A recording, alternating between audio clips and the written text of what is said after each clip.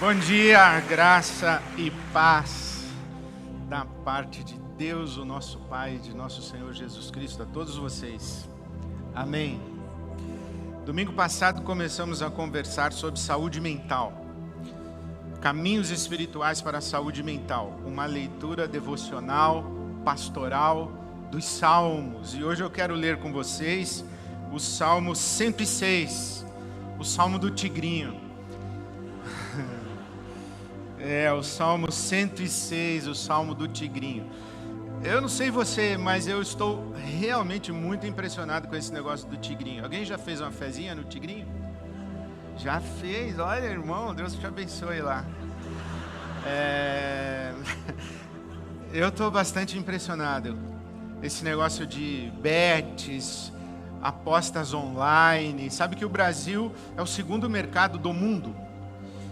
E é o primeiro do mundo em visitas a sites de apostas online. Sabia disso, Brasil? Esse é um fenômeno impressionante, já chamou a atenção de todo mundo.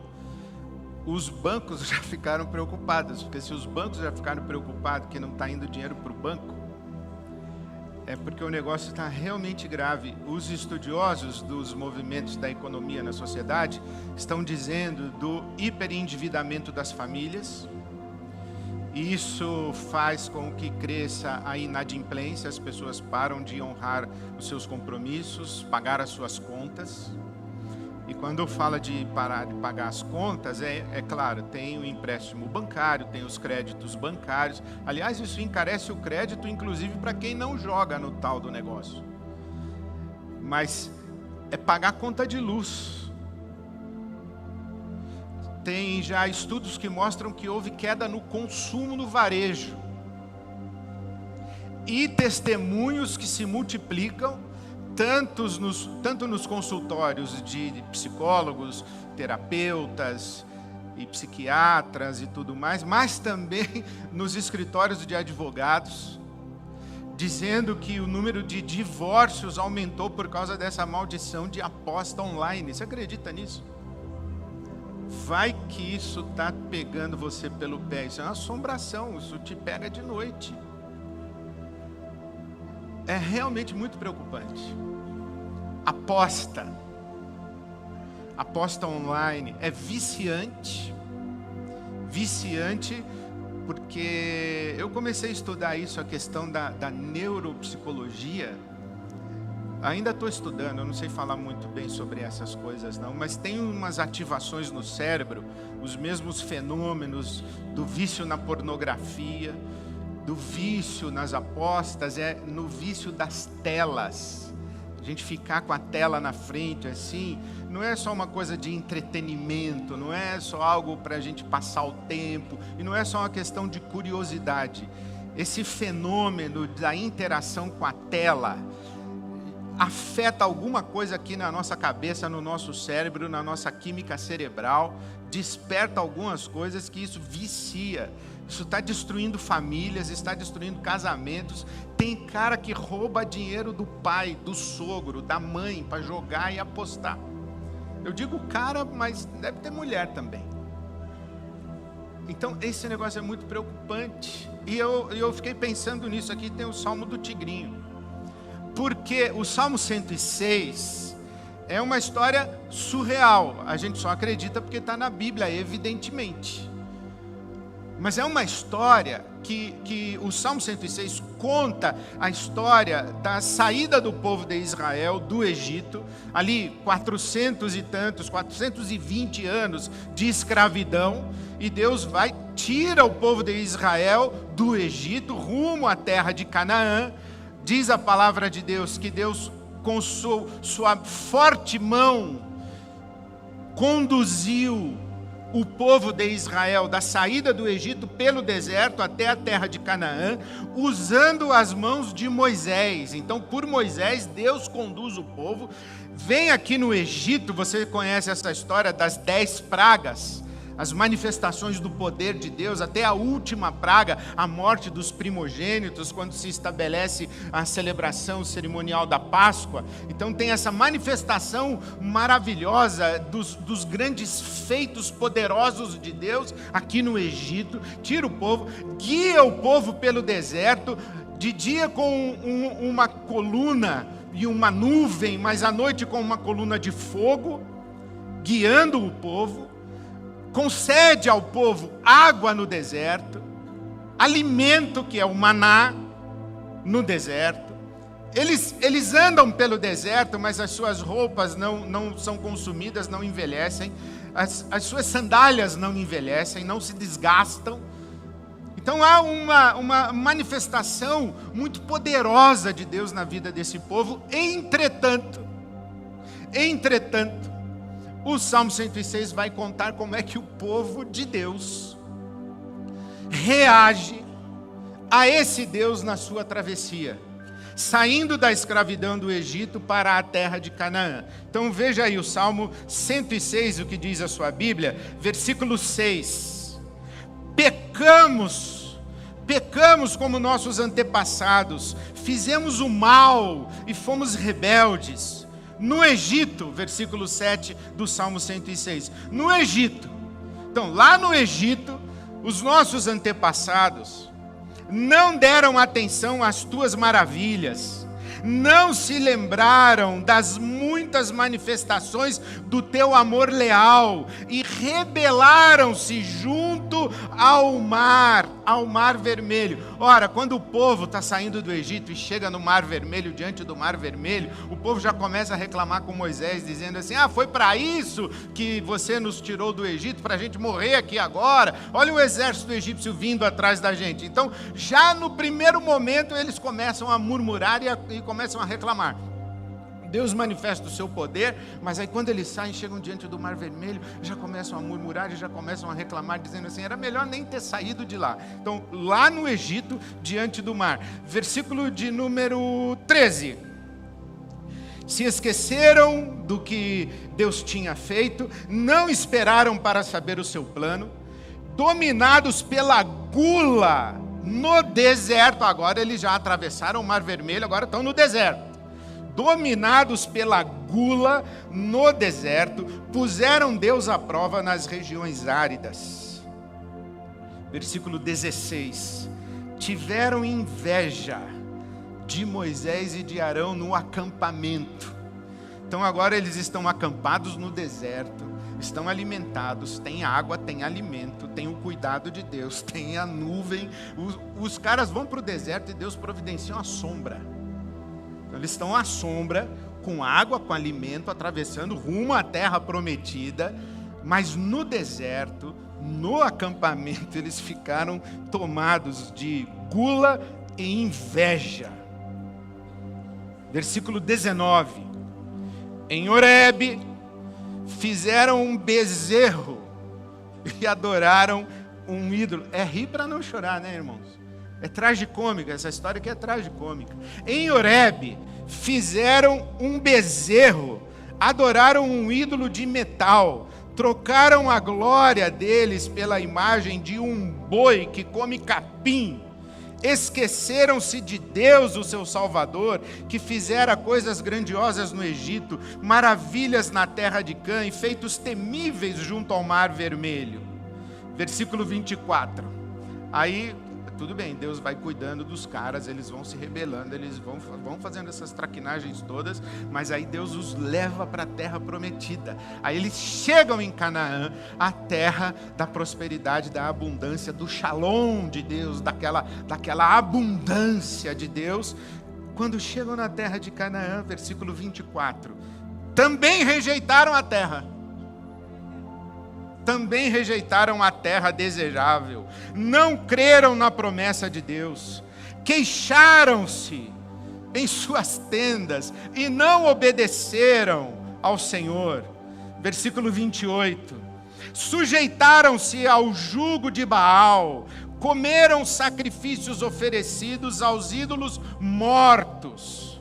Versículo 34, Eles, em vez de combaterem as nações e os povos que ocupavam a terra, em vez de lutarem em nome do Senhor, como Deus os havia ordenado, em vez disso, misturaram-se com as nações e imitaram as suas práticas.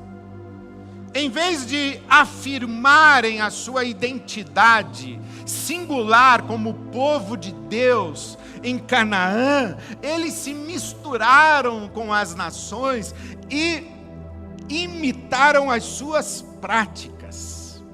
Versículo 37. Sacrificaram seus filhos e suas filhas aos demônios. Derramaram sangue inocente, o sangue de seus filhos e filhas, sacrificados aos ídolos de Canaã, e a terra foi profanada pelo sangue deles. Tornaram-se impuros pelos seus atos, prostituíram-se por suas ações. Versículo 43. Embora persistissem em seus planos de rebelião e afundassem em sua maldade, Deus os livrou e deles cuidou. É incrível, né? Como que o povo de Deus, objeto do cuidado de Deus, beneficiários das bênçãos de Deus, testemunhas e testemunhas de primeira mão das manifestações poderosas de Deus, como é que esse pessoal consegue dar as costas para Deus, viver murmurando, reclamando, viver uma insatisfação crônica, uma memória constante do tempo do Egito, porque o que esse povo diz enquanto atravessa o deserto é: nós aqui no deserto era melhor no Egito, lá nós tínhamos o que comer, tínhamos onde dormir. Veja, as benesses, entre aspas, da escravidão. Incrível imaginar que existe gente que se sente segura na escravidão, que é o que está acontecendo com esse povo. Agora, não somente isso, eles têm uma memória afetiva do tempo em que eram escravos no Egito, porque eles não querem e estão insatisfeitos com o desconforto da travessia pelo deserto, o processo, o caminho para chegar na terra da prosperidade e da abundância. Esse povo então tem um incômodo, uma angústia, um desconforto, mas ele também tem uma insatisfação e tem inveja e gula. Anota aí, eu quero mais, e eu fico de olho em quem tem e eu não tenho. Inveja e gula, insatisfação, esquecem-se das promessas de Deus, não têm paciência para aguardar o cumprimento dos planos de Deus ou dos processos de Deus e escolhem um atalho. Qual atalho? Os ídolos. Se Deus não me dá, e se Deus demora, e se Deus me dá de um jeito que me é desconfortável, e se Deus tem um processo com o qual eu não concordo, eu acesso um ídolo. Olha, será que você consegue perceber, ou será que eu estou pensando corretamente, que tem um mecanismo aqui, que é desconforto, insatisfação, desejo de algo mais, descrença na possibilidade de acesso ao algo mais pelo caminho natural, entre o natural, inclusive entre aspas, porque é um natural conduzido por Deus, com a forte mão de Deus. Então tem um desconforto, uma insatisfação, um desejo, eu quero mais, eu quero mais, eu quero mais. O que eu quero mais não está chegando, então eu desenvolvo caminhos alternativos para chegar onde eu quero chegar. Esse caminhos alternativos aí chama-se ídolos, idolatria. O que é idolatria? Você substituir Deus por alguma coisa que não é Deus. Mas não é assim que você gosta muito, não. Você passa a depender daquilo. Você põe a sua confiança naquilo, você põe a sua esperança naquilo. Você acredita que é aquilo que vai trazer solução para a sua vida, é aquilo que vai trazer satisfação para o seu desejo, é aquilo que vai resolver a sua infelicidade, é aquilo que vai resolver a sua necessidade crônica. É aquilo que? O ídolo. E é claro, as idolatrias hoje, elas são um pouco mais sofisticadas. Tem muita gente que faz atalho para a riqueza, para o sucesso, para a prosperidade. A gente sabe disso, que faz atalho pelo crime.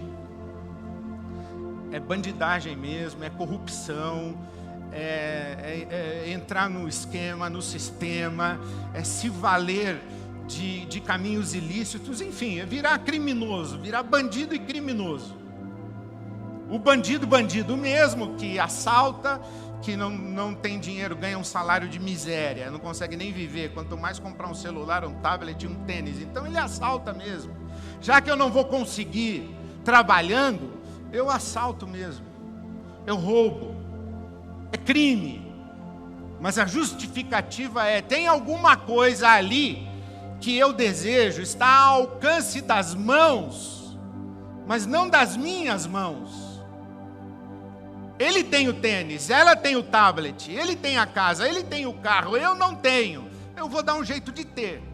Se não é pelo caminho correto, é pelo caminho ilícito, mas eu vou ter. Então a gente sabe disso. Agora tem uma sutileza maior. O que eu estou muito impressionado, inclusive estou impressionado com esse fenômeno Pablo Marçal, estou impressionado com a cultura coaching, estou impressionado com o púlpito de teologia coaching, estou impressionado com esse negócio de, olha, se você se esforçar bem, se dedicar muito, com a mentalidade certa, você chega lá. Truque, gente, é mágica. Não funciona assim. Responsabilizar o indivíduo pelo seu sucesso e a sua prosperidade, desconsiderando todo o contexto social, econômico, toda a desigualdade das estruturas da nossa sociedade, todas as dificuldades de acesso a terminar o primeiro grau, a chegar no fim do segundo grau, a fazer uma faculdade, que imagina lá fazer um mestrado e um doutorado.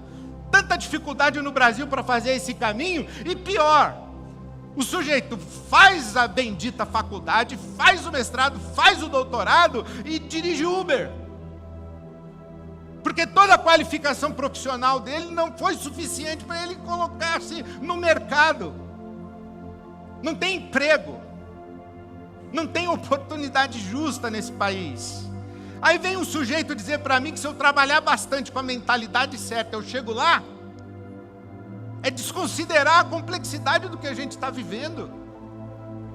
Aí vem um sujeito dizer para mim que se ele vier na corrente da minha igreja, ou quer dizer, ele diz para mim, né, eu vou na igreja dele. Se eu for na corrente da igreja dele, se eu estiver debaixo da cobertura espiritual certa, se eu estiver debaixo da palavra de ordem certa, eu vou liberar para você uma palavra agora, meu irmão, minha irmã. Olha, eu sou poderoso, hein? Pega aí. Outro dia eu vi a história do pastor que disse assim: Deus me revelou que essa noite Ele vai liberar a prosperidade. E Ele vai liberar 100 mil. 100 mil para todo aquele que em fé depositar 10 mil agora. Ah, gente, é muito. É muito. Isso acontece na igreja, mas é compreensível. Estudando, trabalhando, eu não chego lá. Eu mal e mal pago a minha conta. E se o pastor liberar a palavra para mim, me garantir que eu vou chegar, eu estou dentro. Esse jogo religioso é muito semelhante à aposta. Aposta 10 mil agora que você colhe 100 mil. É aposta. Isso é tigrinho gospel. É bet. Daqui a pouco já tem bet em tudo que é camisa de time de futebol. Já tem influencer, já tem artista, já tem jogador de futebol fazendo propaganda de aposta. E tem aposta para tudo. Para gol de cabeça, gol de mão, falta, lateral. Tem aposta para tudo. Daqui a pouco vai aparecer pastor com camisa de bet. Church bet. Devia ter já, porque já acontece esse negócio. O que é isso? É mágica. Isso é uma forma de idolatria. É esquecer-se dos caminhos. Mas por que a gente faz isso agora? Tem uma informação muito sutil aqui nesse salmo que eu pulei de propósito. Muito sutil nesse salmo que eu vou dar para você. Versículo 15. Você já leu esse versículo 15 aí do Salmo 106? Puseram Deus à prova. E diz o versículo 15 que Deus deu-lhes o que pediram, mas mandou sobre eles uma doença terrível. Há uma outra tradução da Revista Atualizada, Almeida Revista, essa aqui é a NVI, Nova Versão Internacional. Deu-lhes uma doença terrível.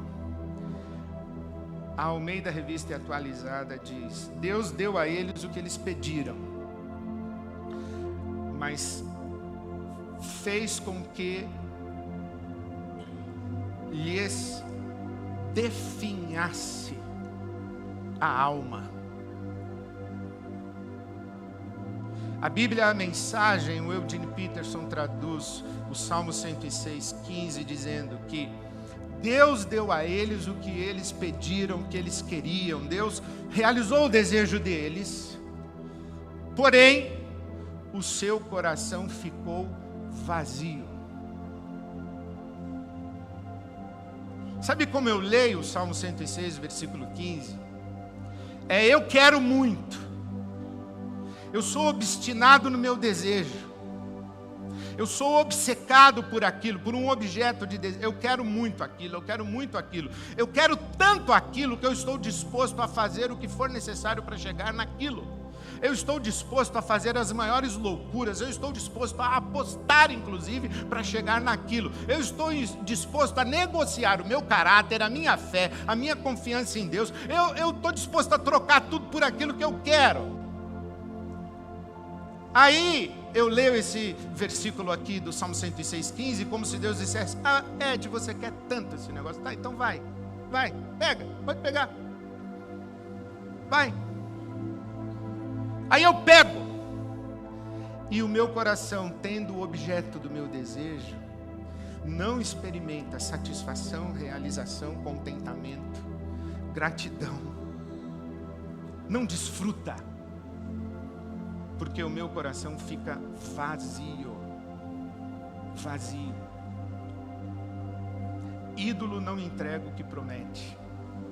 Ídolo é vazio. Você diz assim: pastor, agora você vem com esse papo, com esse discurso moralista, legalista, vem botar medo na gente, do tipo, não sai do caminho, senão o lobo mau vai te pegar. Não é isso que eu estou falando.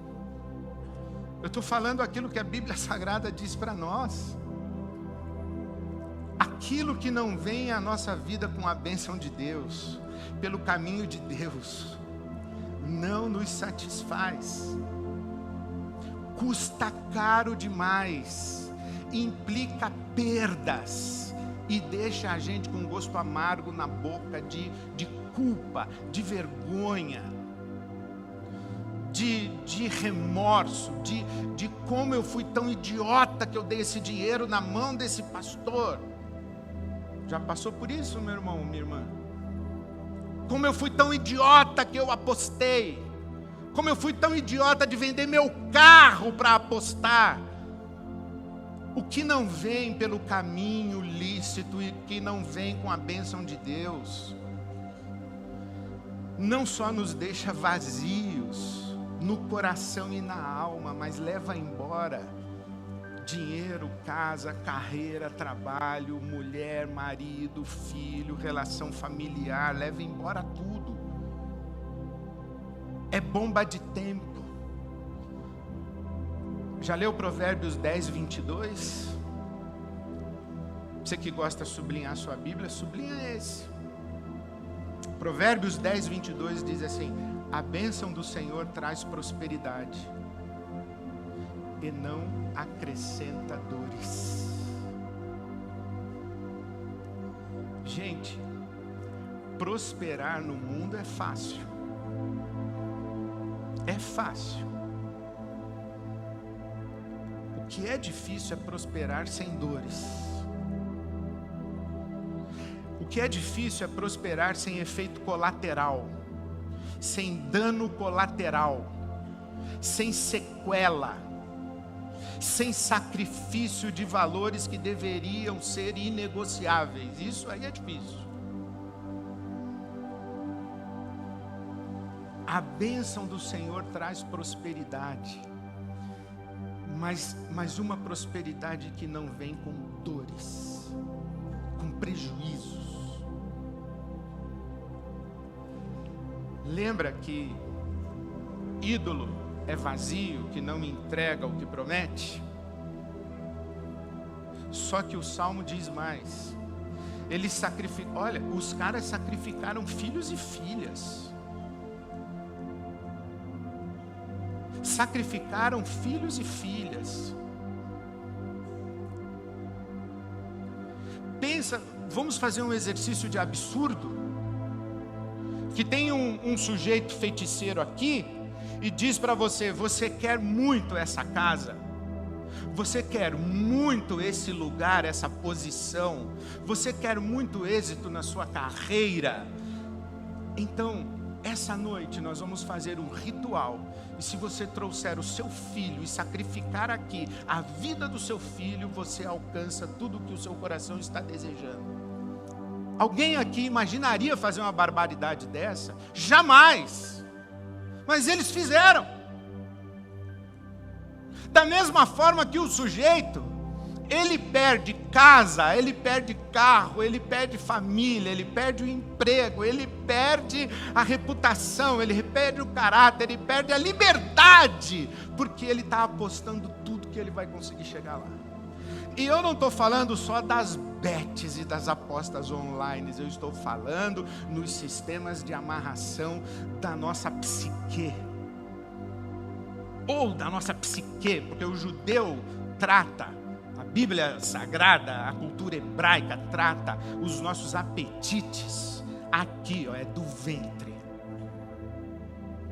É aqui. A gente tem tanto apetite que a gente está disposto a sacrificar tudo, colocar tudo a perder. E a gente ainda tem uma ilusão e uma fantasia que a gente vai conseguir o melhor de todos os mundos.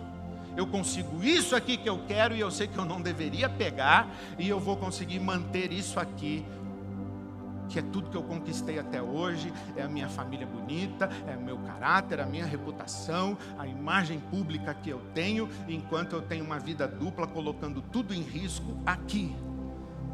A gente vai alimentando essas fantasias. E a Bíblia vai dizer que os ídolos não são somente vazios, e eles não são apenas ilusões, eles são demônios. E por que demônios? O que é um demônio? O demônio é aquilo que subtrai o nosso juízo, é aquilo que rouba a nossa autonomia, é aquilo que rouba a nossa capacidade de controlar a nossa própria vida e da gente ser protagonista da nossa própria história. Agora eu estou na mão de um credor, agora eu estou na mão de um banco, agora eu estou na mão de um apóstolo, eu estou na mão de um pastor, eu estou na mão de alguém. Mas eu não sou mais eu não cuido mais da minha vida, eu não decido mais. Por quê?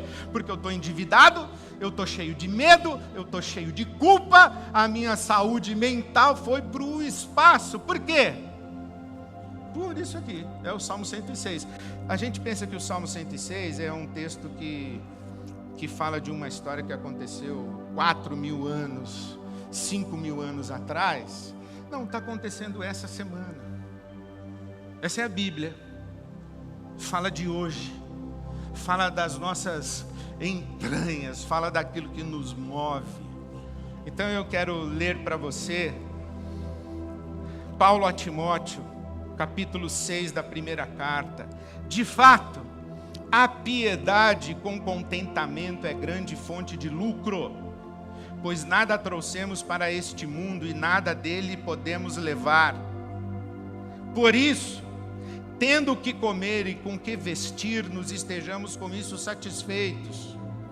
Os que querem ficar ricos caem em tentação, em armadilhas e em muitos desejos descontrolados e nocivos que levam os homens e as mulheres a mergulharem na ruína e na destruição, pois o amor ao dinheiro é a raiz de todos os males. Algumas pessoas, por cobiçarem o dinheiro, desviaram-se da fé e se atormentaram com muitos sofrimentos.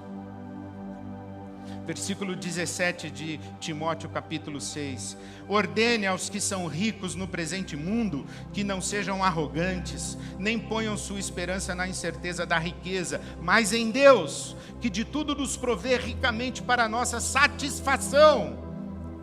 Satisfação, Deus nos provê ricamente para a nossa satisfação. Ordene-lhes que pratiquem o bem, sejam ricos em boas obras, generosos a ponto e prontos a repartir. Dessa forma, eles acumularão um tesouro para si mesmos, um firme fundamento na era que há de vir, e assim alcançarão a verdadeira vida. Gente, nós somos crentes, né? Nós somos pessoas que acessaram uma dimensão da existência humana que o pessoal da barriga e do ventre, dos apetites, não consegue acessar. Nós acessamos esse lugar que nós chamamos de espiritualidade. Nós somos um povo espiritual. Nós não somos um povo carnal, nós somos um povo espiritual. Nós somos um povo que, em tese, valoriza muito mais as coisas que o dinheiro não pode comprar. É isso. E a gente não pode organizar a nossa vida com foco nas coisas que o dinheiro pode comprar. E a gente não pode ser infelicitado pela falta do dinheiro. Porque eu não sou ingênuo de acreditar que todo mundo que aposta, de todo mundo que compra curso de 6 mil reais, 10 mil reais, e é curso, depois que você compra o curso básico, tem o Master, depois tem o Premium, depois tem o Ouro, depois tem o Diamante, depois tem o Mega Blaster. Aí você já gastou uns 50 pau com esse cara. Eu não acredito que as pessoas que fazem isso, elas fazem só porque elas querem ganhar dinheiro. Elas fazem justamente porque elas vivem na ponta do lápis, elas vivem com a conta negativa, elas vivem sem crédito. Elas vivem as agonias de sobreviver numa sociedade competitiva, hostil, num mercado estrangulado como a gente vive, de viver na realidade social do nosso Brasil. E se tem alguma coisa que rouba, leva embora a nossa saúde mental, a nossa estabilidade, a nossa serenidade, a nossa paz, o nosso sono tranquilo, a nossa segurança com o futuro, com o amanhã, é dinheiro. É muito dinheiro, é pouco dinheiro, e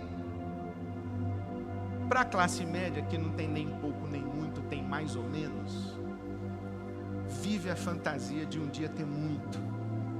E aí começa a organizar a vida nessa maldição que Jesus chamou de mamon. Mamon é um ídolo. Mamon é um demônio, é dinheiro elevado à categoria de quem pode controlar a sua vida, afetar o seu sono, definir suas prioridades, definir as suas relações, definir as suas apostas, os seus investimentos. Daqui a pouco você só pensa nisso, vive ao redor disso daí, dormindo mal. Não é porque você é ganancioso, porque você é gananciosa, porque você quer ter muito, porque você quer isso, quer aquilo. Não, é justamente porque você vive na conta, no 0 a 0 ou no negativo, e você vai administrando isso aí. E é ruim, é estressante, é desgastante, rouba a paz. Diz o ditado, né, que em casa que falta pão, todo mundo briga e ninguém tem razão. A Organização Mundial de Saúde define saúde mental como um estado de bem-estar em que eu posso ser eu mesmo, usar as minhas capacidades, habilidades para contribuir com a minha comunidade, com a minha sociedade. Um estado de bem-estar em que eu me recupero do estresse do cotidiano, porque viver é estressante. Agora imagina uma pessoa que vive dominada pela gula, pela inveja, insatisfeita, se metendo com um ídolo, sacrificando o que não devia sacrificar, acumulando dívida, rompendo relações, perdendo isso, perdendo aquilo outro, tendo culpa, vergonha, raiva. Como é que dorme? Não dorme. Haja remédio, haja vício, haja fuga para suportar isso. Mas a gente não é desse povo, né, pessoal? A gente não é assim. A gente não vive assim. A gente descansa no cuidado de Deus e nas promessas de Deus. A gente acredita que Deus tem caminhos na nossa vida. A gente é do tipo de Pedro. Vamos fazer uma tecla SAP para a conversa entre Pedro e Jesus. Vocês querem ir embora também? E Pedro responde: para quem iremos nós, se só tu tens palavras de vida eterna? Aí, tecla SAP. Está desconfortável? Está angustiado? Está ansioso? Está com medo do amanhã? Está se sentindo injustiçado? Está achando que está colhendo menos do que você acha que merece colher? Você está sofrendo mais do que você acha que consegue suportar? Está difícil viver? Está pesado viver? Está com a vida desorganizada? Está com a vida embaraçada? Está com as suas contas de ponta cabeça? Está sobrando mês e faltando dinheiro? Quer correr atrás do ídolo? Quer se meter na confusão das betes? Quer se meter na confusão das religiões feiticeiras? Quer se meter em negócios ilícitos? Quer encontrar atalhos?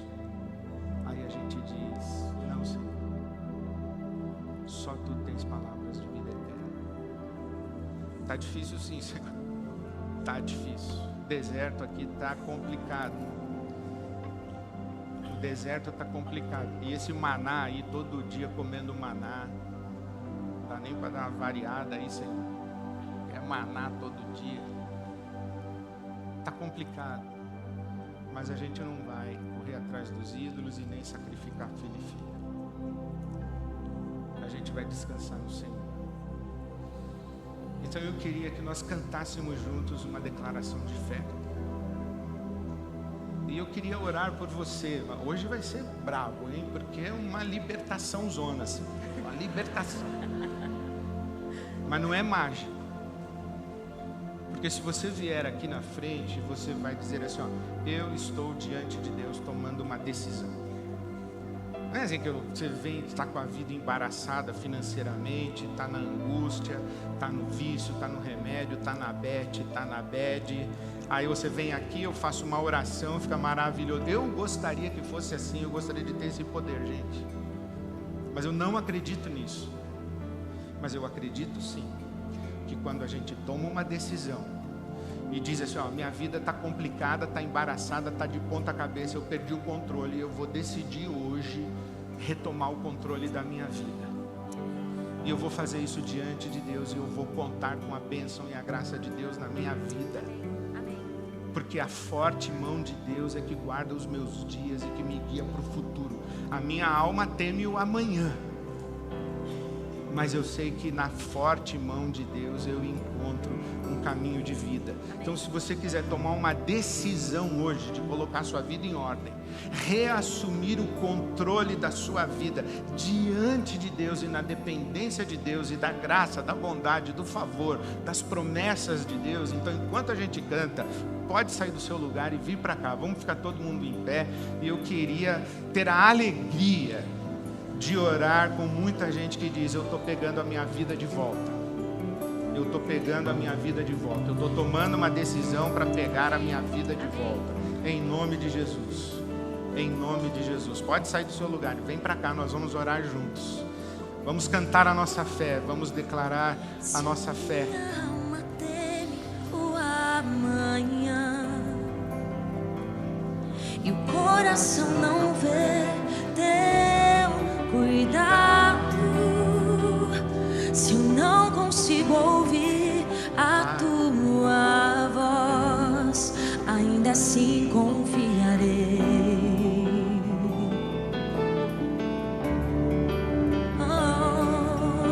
Eu sei que o meu Redentor vive, que se levantará sobre a terra. A tua bondade transbordará meus desertos com misericórdia.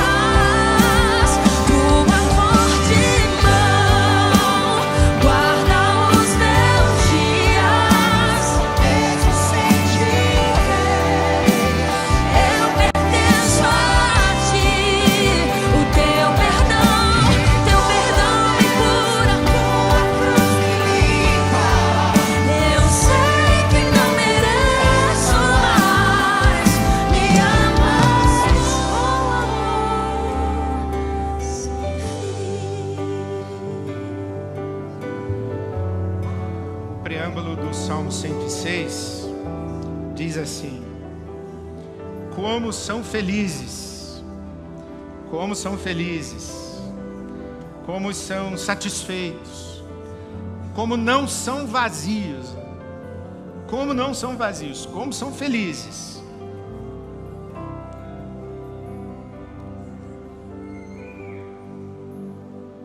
os que perseveram na retidão, que sempre praticam a justiça. Lembra-te de mim, Senhor, quando tratares com bondade o teu povo. Deus não trata o seu povo de modo diferente, Ele só trata com bondade, é sempre com bondade. Lembra-te de mim, trata-me com a tua bondade. Vem em meu auxílio quando salvares o teu povo, para que eu possa testemunhar o bem-estar dos teus escolhidos, para que eu possa testemunhar o bem-estar dos teus escolhidos e alegrar-me com a alegria que só o teu povo tem, e louvar-te junto com o teu povo, que é a tua herança.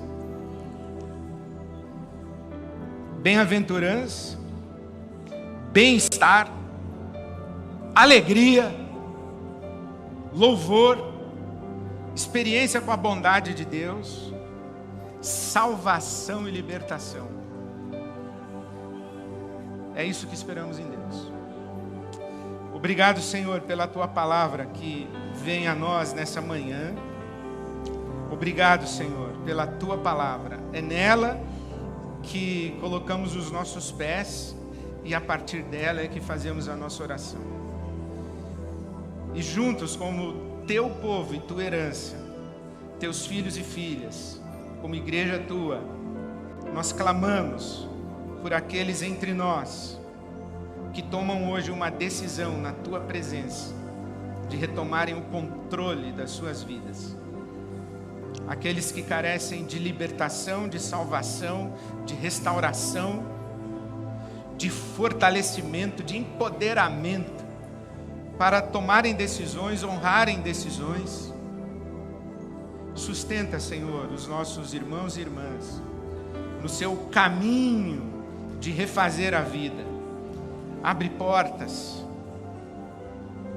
dá novas oportunidades, derrama sobre eles o teu maná, esse pão que cai do céu, a provisão que nós esperamos vindo das tuas mãos, para o nosso bem, a nossa satisfação, e para que sejamos ricos em boas obras. Aqueles que te buscam hoje, Senhor, repousa sobre eles a tua mão, leva-os em paz, com nova esperança, e com essa alegria que a tua palavra diz para nós que existe, nós sabemos, porque nós a experimentamos tantas vezes. Leva-nos em paz com essa alegria, Senhor, sustentados, guardados, seguros na tua forte mão, na tua forte mão. Perdoa, Senhor, aqueles que foram para descaminhos e hoje dizem que querem voltar. Concede-lhes o teu perdão, tira de sobre eles o peso da vergonha e da culpa, dá-lhes a liberdade para que refaçam a vida, recomecem de novo, que hoje, Senhor, sabemos as tuas misericórdias se renovaram sobre nós. Então dá-lhes a experiência da tua graça, que eles experimentem o que é ser tratado e cuidado pela tua bondade, pelo teu amor, pela tua fidelidade. Obrigado, Senhor.